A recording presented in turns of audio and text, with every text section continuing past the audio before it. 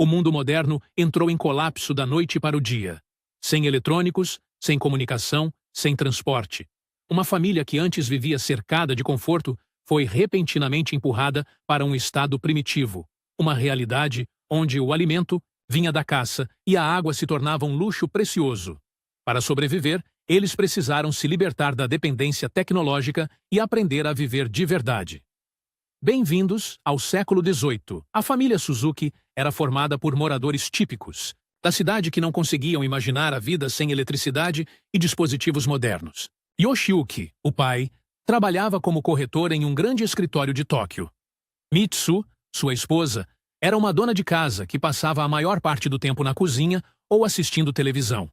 Seus filhos, Yui e Kenji, eram adolescentes rebeldes, viciados nos telefones celulares, constantemente imersos nas redes sociais. Parecia que haviam se tornado completamente dependentes da eletricidade e dos confortos que ela proporcionava. Não conseguiam entender como alguém podia viver no campo. Tinham medo de insetos e até nojo de tocar em peixes, que achavam fedorentos. Era como se nunca largassem os telefones ou se afastassem da televisão.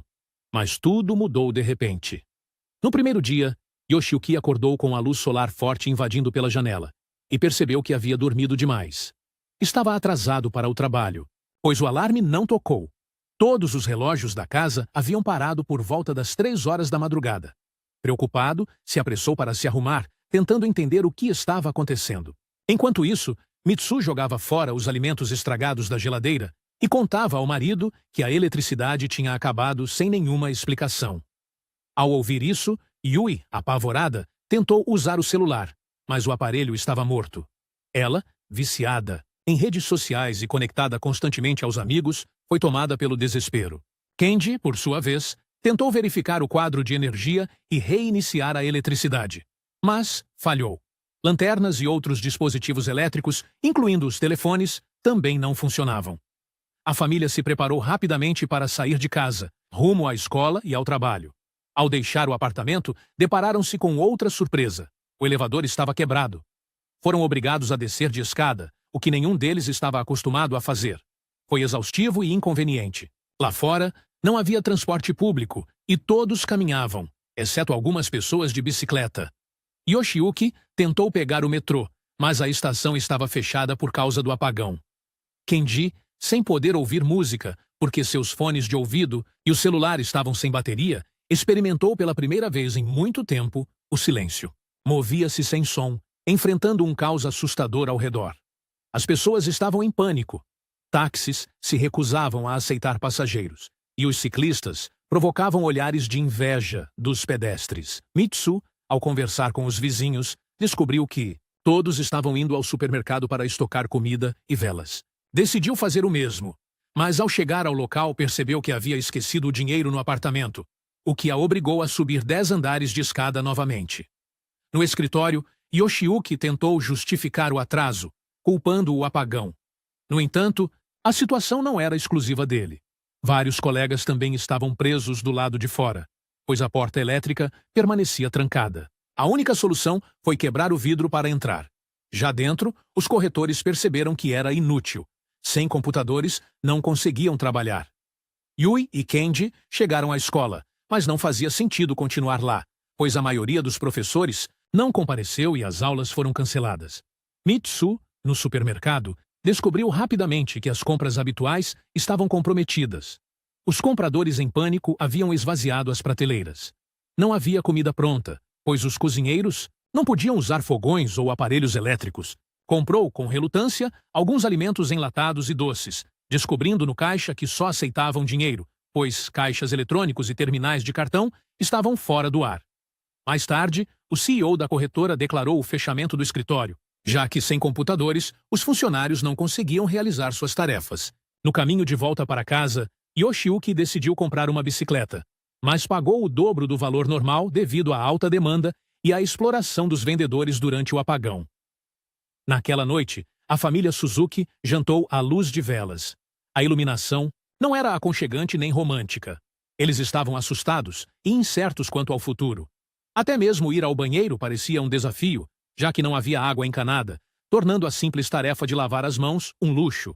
Yui se trancou no quarto com uma revista brilhante para tentar se distrair, mas quase colocou fogo no próprio cabelo ao derrubar acidentalmente uma vela acesa. Em meio ao caos, Mitsu e Yoshiyuki foram até a varanda para clarear a mente. Olharam para a escuridão e pela primeira vez notaram o céu. Maravilharam-se com as estrelas. Logo, os filhos se juntaram a eles, admirados, como se nunca antes tivessem percebido que a lua e as estrelas existiam. Até o terceiro dia, a família Suzuki já havia se tornado mais primitiva.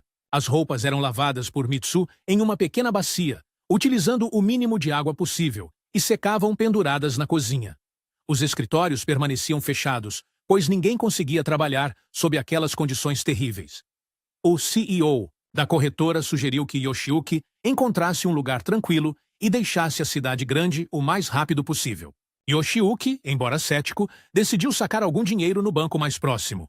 No entanto, os limites estritos de saque foram introduzidos, e o dinheiro estava sendo distribuído apenas mediante a apresentação de documento de identidade, o que gerou frustração generalizada. As pessoas começaram a protestar e tentaram invadir o banco, resultando em um verdadeiro caos. No meio da confusão, Yoshiyuki perdeu seus documentos e tentou recuperá-los, mas acabou sendo pisoteado pela multidão, que agia de forma brutal, sem demonstrar humanidade ou misericórdia. Enquanto isso, Kenji decidiu verificar o paradeiro de uma colega de classe que havia faltado às aulas por vários dias. Dirigindo-se a uma parte distante da cidade, ele a viu com sua família e seu namorado. Percebeu então que ela havia usado sua ingenuidade apenas para conseguir que ele fizesse seus deveres escolares. Na realidade, ela tinha um namorado, e ambos estavam partindo juntos para outra cidade. Essa descoberta deixou Kenji e Mitsu profundamente abalados. Ao mesmo tempo, algumas mulheres foram até a torre de água para buscar suprimento, apenas para serem informadas pela equipe responsável de que a instalação estava permanentemente fechada. As bombas não estavam funcionando, e não havia mais água. Nem haveria nos próximos dias. No sétimo dia, Tóquio já parecia uma cidade saída de um filme apocalíptico. As ruas estavam quase vazias. Os serviços públicos haviam parado, e os moradores restantes estavam divididos entre dois grupos, refugiados e aqueles que começavam a se ressentir da situação. Alguns conseguiram recuperar fogões a gás antigos e queimadores, mas os tanques de propano estavam em quantidade limitada e logo se esgotaram. Até mesmo esse pequeno luxo desapareceu à medida que mais e mais famílias abandonavam a cidade. Um casal começou a considerar deixar Tóquio. Eles presenciaram a morte de uma vizinha idosa que, fraca demais para descer as escadas, morreu de fome. Não querendo compartilhar o mesmo destino, Yoshiyuki e Mitsu decidiram ir para o campo morar com o avô. O problema era que ele vivia em uma região distante do Japão, e a viagem poderia levar semanas ou até meses. Sem outra escolha, a família começou a preparar seus pertences e revisar suas economias. Mitsu mostrou-se muito econômica e bem preparada, e a família Suzuki possuía uma quantia razoável, vários milhões de ienes. Ao amanhecer, saíram silenciosamente do apartamento para não irritar os vizinhos que ainda estavam presos em Tóquio. Levaram alguns alimentos essenciais e 3 bicicletas, iniciando sua jornada. Ao deixar a cidade, encontraram um homem vendendo uma garrafa de água por 1.000 ienes. Pensando que o preço era uma brincadeira, ignoraram a oferta. No entanto, poucas milhas depois, os preços haviam subido para 2.500 ienes por garrafa. Percebendo que a situação só iria piorar, Mitsu negociou com o dono de uma loja e conseguiu comprar uma caixa de água a preço de atacado. Durante o caminho, as crianças se recusavam a comer parte da comida. Kenji observou um pescador limpando peixes com nojo, e Yui ficou enjoada ao precisar usar um banheiro público antigo. A família, claramente dependente das conveniências modernas, demonstrava fraqueza e dificuldade para lidar com uma realidade que mais se assemelhava ao século XVIII. Continuando em direção à aldeia do pai de Mitsu, decidiram seguir o caminho mais curto e foram até o aeroporto, ingenuamente esperando que os aviões ainda estivessem operando. Mas não estavam. A polícia havia fechado o local e forçava qualquer pessoa a se afastar. Sem saber o que fazer, a família decidiu passar a noite em um hotel, onde até o quarto mais barato custava mais do que uma antiga suíte presidencial. Condições mínimas de vida haviam se tornado um luxo. Durante o jantar, conversaram sobre sua situação e os próximos passos. Yui acreditava que atravessar o Japão de bicicleta era uma loucura e sugeriu voltar para casa. Yoshiyuki, no entanto, tomou uma decisão firme. Continuariam. Não importava quão difícil ou longa fosse a jornada. Ele sabia que sobreviver na cidade estava se tornando cada vez mais impossível e perigoso, e que o campo era sua única chance de continuar vivendo. Na manhã seguinte, Yui e Kenji entraram sorrateiramente em uma loja para procurar comida. Kenji encontrou um mapa, mas era uma versão infantil e imprecisa. Enquanto isso, Yoshiyuki decidiu comprar uma bicicleta adicional para facilitar a viagem. O proprietário da loja de bicicletas operava com base em escambo. Apenas itens essenciais, como comida e água, tinham valor. Ele se recusava a trocar 1 quilo de arroz por relógios de ouro suíços ou carros de luxo. No Novo Mundo, esses bens eram lixo inútil. Sabendo disso, Yoshiyuki e Mitsu ofereceram 2 garrafas de vinho, o que lhes garantiu um saco de arroz e uma bicicleta em troca. Continuando a jornada, a família enfrentou dificuldades causadas pelo mapa ruim, chegando a becos sem saída e sendo forçados a se guiar por placas e sinais, algo que nunca haviam feito antes. Eventualmente, encontraram uma estrada decente, lotada de milhares de pessoas tentando chegar a uma cidade com eletricidade ou a uma vila com fazendas. Fazendo uma pausa em um gramado próximo a uma loja, a família agiu de forma egoísta e se recusou a compartilhar sua comida e água com os outros. Naquela noite, um homem desconhecido roubou uma garrafa de água da família Suzuki. Kenji correu atrás dele, pronto para atacá-lo com uma barra de metal e até matá-lo.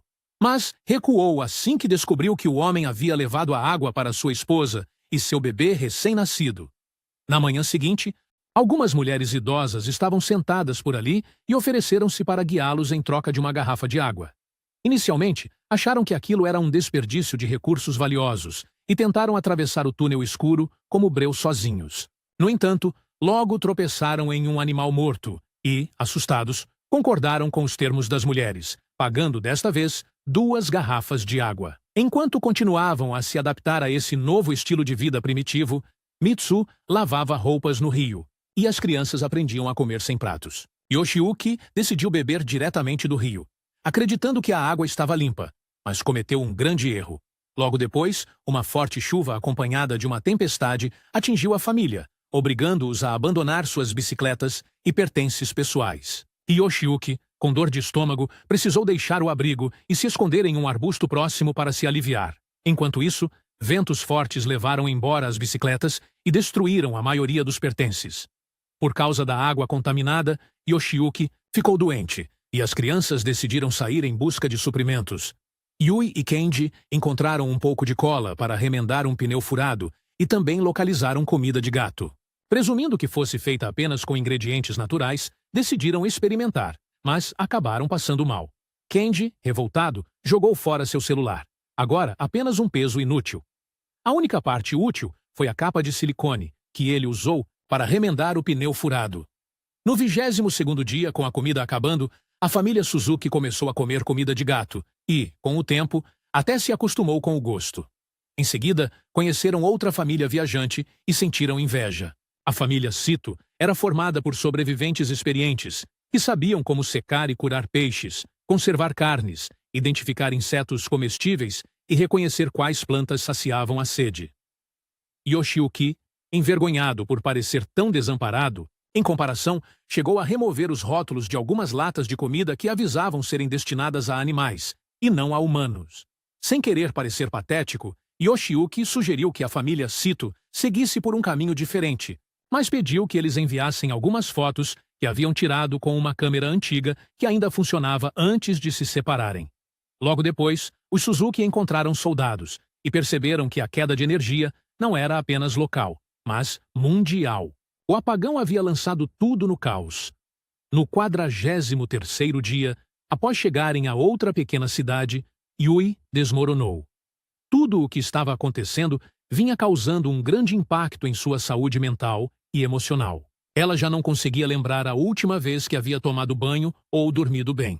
Tomada pelo desespero, atacou o pai, culpando-o por ter arruinado a vida de todos. Mitsu ficou ao lado da filha, dizendo que Yoshiyuki também havia arruinado a sua vida. Algum tempo depois, a família encontrou um antigo aquário, onde vários peixes e outras criaturas marinhas haviam sido capturados. Os homens cozinhavam a comida, e a distribuíam para os necessitados. A família Suzuki entrou na fila, mas a comida acabou pouco antes de chegar a sua vez. Desesperado, Yoshiyuki implorou ao cozinheiro para pelo menos alimentar as crianças. Caiu de joelhos e chorou, mas não adiantou. No 67º dia, a família já estava sem comida ou água havia vários dias, o que os deixava irritados e nervosos. Começavam a odiar uns aos outros, mas ainda assim insistiam em seguir em frente com grande dificuldade. Justamente quando estavam prestes a comer grama e insetos, Yoshiyuki avistou um porco próximo à família. Já exausto, conseguiu cercá-lo e pulou sobre o animal, que caiu e bateu a cabeça, morrendo instantaneamente. Sem saber como abater o porco, foram surpreendidos pelo Sr. Tanaka, um velho solitário que vivia em uma vila próxima. Ele interveio e ofereceu ajuda. Possuía uma pequena fazenda e um poço, o que lhe garantia acesso à comida e água.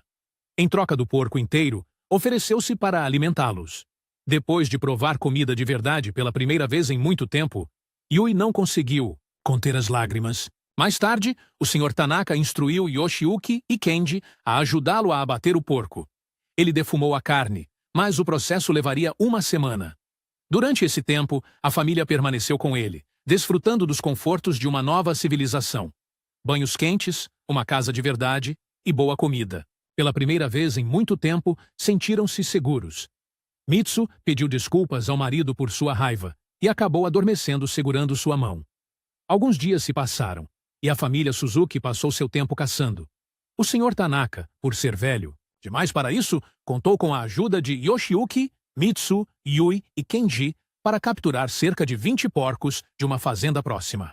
Esses animais haviam escapado de seus currais reforçados com cercas elétricas quando a energia foi cortada, e agora vagavam livremente pela região, tendo tomado conta de todo o gado local.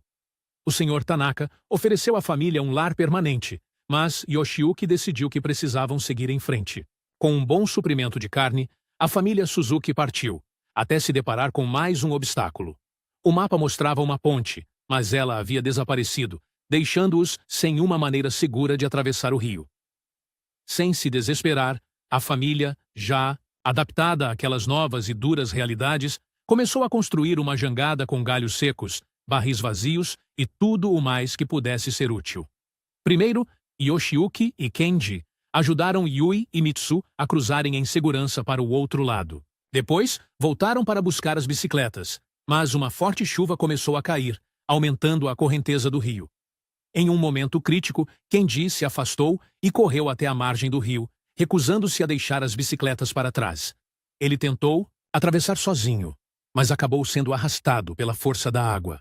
A família procurou desesperadamente por ele, mas encontrou apenas sua peruca, sendo levados pelo medo de que estivesse morto. No 94º dia, Yui, Mitsu e Kenji seguiram adiante e chegaram até uma ferrovia, o que facilitou o planejamento da rota. No entanto, à medida que se aproximavam do destino, afundavam cada vez mais na depressão. Ainda estavam de luto pela perda do pai e marido. Tudo parecia sombrio, e a única coisa capaz de arrancar um leve sorriso era um cachorro vadio, que se aproximou deles demonstrando gentileza. Yui ofereceu um pedaço de carne ao animal faminto. Pouco depois, perceberam que haviam cometido um erro fatal.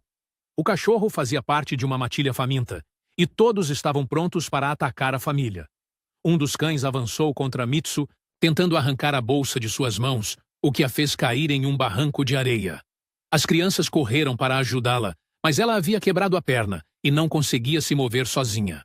Com pouca carne de porco, os cães continuaram a persegui-los. Dessa vez, como se a presa fosse humana. Enquanto se preparavam para o pior, um som estranho e assustador se aproximou. Algo se movia em alta velocidade. Segundos depois, um velho trem movido a carvão surgiu, cheio de centenas de pessoas que haviam fugido de Tóquio em busca de segurança. Um médico a bordo cuidou da perna de Mitsu e perguntou pelo chefe da família, o que trouxe lágrimas aos olhos dela e das crianças. Enquanto isso, Yoshiyuki acordava sobre uma rocha à margem do rio, confuso sobre onde estava. A corrente o havia levado centenas de quilômetros rio abaixo, e corvos já circulavam prontos para se alimentar dele. Mas ele havia sobrevivido e estava determinado a continuar. Sem comida ou água, Abrigou-se à sombra de um trator em um campo, próximo, ouvindo o som de rodas ao longe. Quando avistou o trem, tentou sinalizar por ajuda, mas estava fraco demais e longe dos trilhos. Lembrou-se de que o filho havia deixado com ele uma pistola sinalizadora. Disparou para chamar a atenção. Mitsu viu o clarão do sinalizador e, surpresa, percebeu que a pessoa em perigo era o próprio marido. O reencontro enfim aconteceu. Os quatro entenderam que, acima de tudo, a família era o que mais importava. Yoshiyuki jogou sua peruca pela janela do trem, sem hesitar. Não precisava mais dela.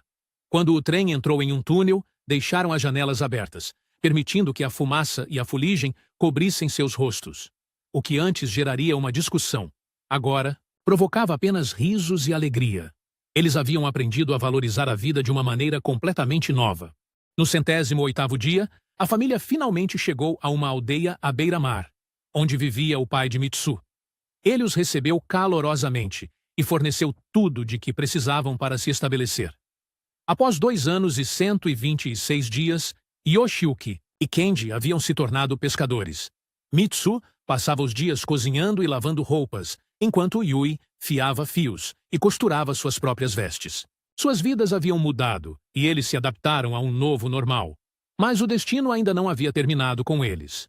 Numa certa manhã, Yoshiyuki acordou com um som estranho. Foi verificar e descobriu que era um telefone tocando, seguido por um alarme e um rádio sintonizado. Logo, a eletricidade havia voltado e tudo começava a retornar ao normal. A família Suzuki voltou para Tóquio e descobriu que a causa do desastre permanecia desconhecida. Agora, aproveitando novamente o conforto da civilização, passaram a se tratar de forma diferente. O mais importante é que utilizavam bem menos os aparelhos eletrônicos, tendo aprendido a viver sem eles. Não demorou muito para receberem uma carta contendo a mesma foto, tirada no tempo em que ainda estavam famintos, com raiva e lutando para sobreviver. Inscreva-se para mais vídeos como este.